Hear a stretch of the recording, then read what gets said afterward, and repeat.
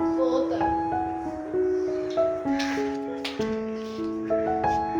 कल वो बोतल एकदम से आ गई तो वो बर्तन उस पर कैरी थे, वो सीटिंग है। चलो वीडियो बनाओ सही से। नहीं बना रही हूँ। हाँ करो, बीच में हाथ नहीं लगे।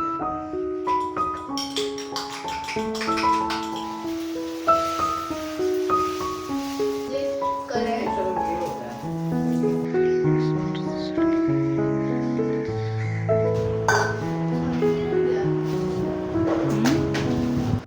अस्सलाम वालेकुम, welcome again to my channel. I hope so कि मेरी सारी प्यारी बहनें खैर खैरियत के साथ होंगी, अपने अपने घरों में खुशबाश होंगी। अल्लाह ताला आप सबको सेहत और तंदुरुस्ती के साथ रखे, खैर और आफ़ियत के साथ रखे, आमीन सुम्मा आमीन। तो अभी मैं सुबह के वक्त उठी तो इतना अच्छा खुशगवार मौसम था। मेरे हस्बैंड की कॉल आई कि जहाँ पर वो जॉब करते हैं ना वहाँ बारिश हो रही है, तो अगर आपने कपड़े फैलाए हैं तो फटाफट से उतार ले बाहर से। तो मैं भी थोड़ी देर पहले ही वेदर देख के सोई थी और मैंने सोचा कि आज बारिश नहीं होगी। मोबाइल पे वेदर ना बिल्कुल सनी आ रहा था, लेकिन बाहर आई तो हल्की हल्की सी फुहार पड़ रही थी। फटाफट से कपड़े उतारे और इतना खुशगवार और प्यारा मौसम हुआ था ना कि दिल देख के खुश हो गया। सुबह सुबह मेरा तो दिल बहुत ही ज़्यादा खुश हो गया, इतना सुकून मिला। ठंडी ठंडी सी हल्की सी हवा चल रही थी, साथ में हल्की हल्की रिमझिम फुहार और भीगी भीगी सी सड़कें। तो दिल बहुत खुश हो जाता है। यूँ लगता है जैसे मौसम अब बदलने ही वाला है, ठंड जो है ना वो आने ही वाली है आहिस्ता आहिस्ता। और जनाब मैं फिर आ गई किचन में और आके मैंने सोचा कि आज क्या बनाऊँ। सुबह नाश्ते के टाइम पे ना मेरा सबसे ज़्यादा यही वाली चीज़ में मैं कश्मकश में मुब्तला हो जाती हूँ कि आज क्या बनाऊँ, क्योंकि बच्चे रोज़ रोज़ पराठे और रोटी खा के भी थक जाते हैं। एंड देन फिर मेरे पास एक ही ऑप्शन रह जाता है, वो है ब्रेड का। क्योंकि बहुत बार मैं आलू के पराठे, प्याज के पराठे, बच्चों की पसंद के फेवरेट जिस तरह के पराठे वो खाते हैं, चीज़ ऑमलेट हो गया, कभी फ्रेंच टोस्ट हो गए, खैर वो भी ब्रेड से ही बनते हैं। और बच्चों के लिए ऑप्शन बार बार चेंज करती हूँ, लेकिन फिर जो है ये ब्रेड भी यूज़ करनी पड़ जाती है। अक्सर आप इतने अच्छे कमेंट करके मुझे एडवाइस करते हैं ना कि आप ब्रेड मत खाया करें, वाइट ब्रेड अच्छी नहीं होती है। लेकिन फिर मैं सोचती हूँ कि ऑप्शन बहुत कम रह जाते हैं। जब आप बच्चों को बाहर का मील नहीं खाने देते ना, मेरे बच्चे बहुत कम बाहर का मील खाते हैं। हम नाश्ते में नान चने हलवा पूड़ी ये सारी चीज़ें बाहर से बहुत कम खाते हैं, शायद महीने में 1 या 2 दफ़ा। और ये भी मैं आपको ना मैक्सिमम बता रही हूँ कि हम मैक्सिमम इतना नाश्ता जो है वो करते हैं शायद 1 या 2 दफ़ा। तो फिर बहुत ही कम ऑप्शन रह जाते हैं। फिर बच्चों की पसंद का घर में ख्याल करना पड़ता है, क्योंकि हर रोज़ उनको रोटी अच्छी नहीं लग रही होती है। सो फिर कभी मैं बेसन का चीला भी खुद अपने लिए बनाऊँ तो दही के साथ वो बहुत शौक़ से खा लेते हैं। सो जब आप बच्चों को बाहर का खाना अवॉइड करते हैं देने से, तो फिर घर में बहुत मिनिमम ऑप्शन इस तरीके से रह जाते हैं। फ्रूट्स मेरे बच्चे एज अ स्नैक खा लेते हैं। सो फिर मैं कहती हूँ कि चलो एक वाइट ब्रेड अगर वो कभी कभी खा रहे हैं या अपने स्कूल के लंच बॉक्सेस में लेके जा रहे हैं तो इट्स ओके, क्योंकि हमारे घर में मैदे की बनी हुई चीज़ें भी ना बहुत कम बनती हैं।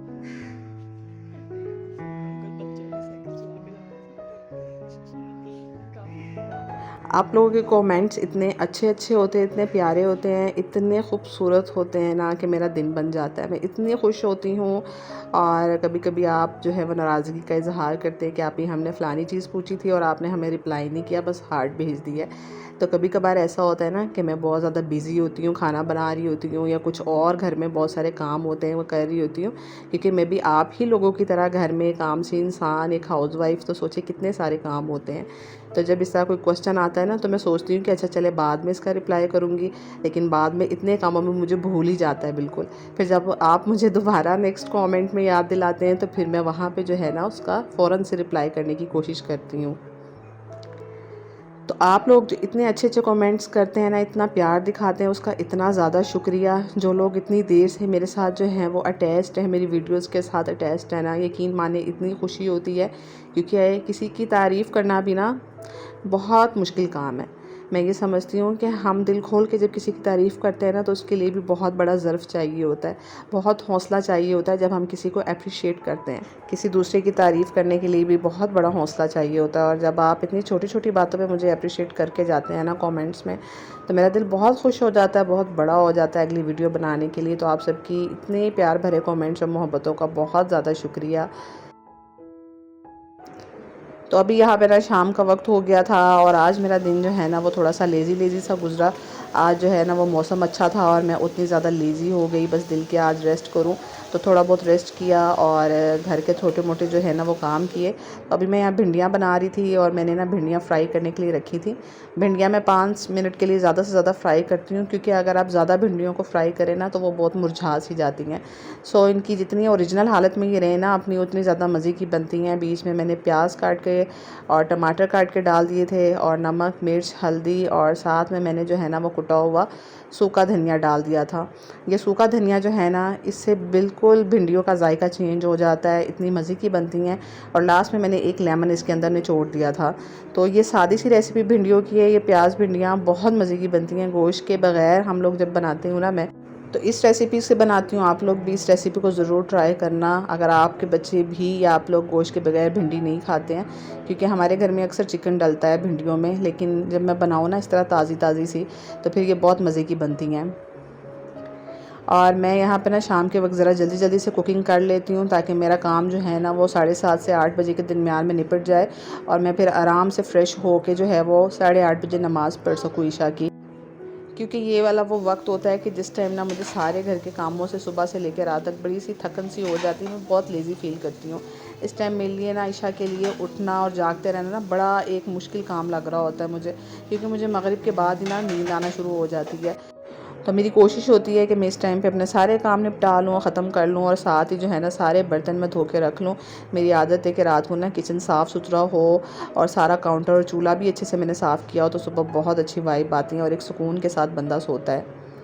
तो यहाँ ना मैंने हंडिया बना ली थी और जैसे मैंने भिंडियों को दम पे लगाया हुआ था, क्योंकि प्याज और टमाटर जो है ना वो दम में गल जाते हैं और मैं इतना ज़्यादा नहीं गलाती हूँ। जो खड़ा मसाला मैंने डाला है ना वो इसी तरह ही मज़ेदार लगता है, थोड़ा सा कच्चा पक्का सा। बहुत ज़्यादा गल जाए प्याज ना तो वो फिर बीच में मिक्स हो जाती है। तो यहाँ पे मैंने काउंटर साफ़ किया क्योंकि भिंडियाँ बन गई थी और अब मैं ना गरम गरम रोटी बनाऊँगी जल्दी से। जितनी देर भिंडियों का काम हो रहा था उतनी देर मैंने इजीली आराम से अपने सारे बर्तन वॉश कर लिए थे और कूलर में भी मैंने बर्फ़ डाल दी थी, क्योंकि रात सारी बच्चे उठ के ना अक्सर पानी पीते रहते हैं और फिर सुबह भी जब जल्दी उठ जाओ ना तो कूलर में पड़ा हुआ पानी ठंडा ठंडा सा काम आ जाता है। तो यहाँ मैंने जल्दी से रोटियाँ बनाई। जब से मैंने ये बड़ा तवा निकाला ना, मैं बड़ी बड़ी सी रोटियां बनाना शुरू हो गई हूँ। जितनी मर्ज़ी बड़ी रोटी मैं बना लूँ ना, लेकिन इस तवे के ऊपर अभी भी छोटी ही लगती है। सो पहले हमारे घर में ना दूसरी नेचुरल गैस होती थी, तो मैं आग के ऊपर ही रोटी सेक लेती थी और बड़ी जल्दी जल्दी से मैं 2-2 रोटियां बना लेती थी एक साथ में। लेकिन अब जब से हमारी नेचुरल गैस नहीं रही, मैं सिलेंडर की गैस यूज़ कर रही हूँ ना, उस टाइम से मुझे इस तरह से सेक सेक के रोटी बनानी पड़ती है। और मुझे ऐसा लगता है कि ना सेक सेक के मेरी ज़्यादा एफ़र्ट लगती है, लेकिन अब तो मुझे आदत हो गई है इस तरीके से रोटी बनाने की। तो बस यहाँ मैंने रोटियां बना के हॉट पॉट में रखी फटाफट से, और यहाँ पे ना सब्ज़ियाँ आई हुई थी और सब्ज़ियाँ हमारी ना तकरीबन हफ्ते में 2-3 दफ़ा आ जाती हैं, क्योंकि टमाटर, खीरे और लेमन ये हमारे बहुत ज़्यादा यूज़ होते हैं। क्योंकि मुझे ख़ुद भी जो है ना वो नींबू पानी बहुत पसंद है, तो मैं अक्सर नींबू पानी इन गर्मियों में बना के पीती हूँ। और जिस तरह ये हब्स के महीना है ना, इसमें पसीना बहुत आता है, तो आप नींबू पानी पिए, ये बहुत अच्छा होता है हेल्थ के लिए। और साथ में ना हमारा सैलड भी बहुत यूज़ होता है, हरी मिर्चें भी, तो ये हमारी ऑन एंड ऑफ आती रहती हैं। और साथ में वेजिटेबल्स भी आ जाती हैं, तो फिर मैं रात को इनको ना अच्छे से धो के फ्रिज में रख दिया था। और अभी जो है ना वो मगरिब का टाइम होने में बस थोड़ा ही वक्त रह गया था और मैंने आज मगरिब से पहले ही सारा खाना बना लिया था, किचन को भी वाइंड अप कर दिया था। तो मैंने सोचा कि ये खेस हमारे पड़े हुए हैं, क्योंकि जो हमारे पुराने वाले खेस थे ना वो मैंने अपनी हेल्पर को दे दिए थे और मेरे पास पड़े हुए थे पुराने वाले और वो हमारी यूज़ में थे। तो मैंने हेल्पर से पूछा, तो वो मुझे रोज़ वेट कर रही थी, वो कह रही थी कि बाजी आप कब नए खेस निकालेंगी ऊपर से और कब आप मुझे ये देंगी। तो फिर मैंने सोचा कि पता नहीं उसको कितनी ज़रूरत है, और वैसे भी मैंने उसको ही देने थे। तो फिर वो पुराने वाले खेस ले गई और फिर मैंने ना नए वाले खेस ऊपर से पेटी से निकाल लिए थे।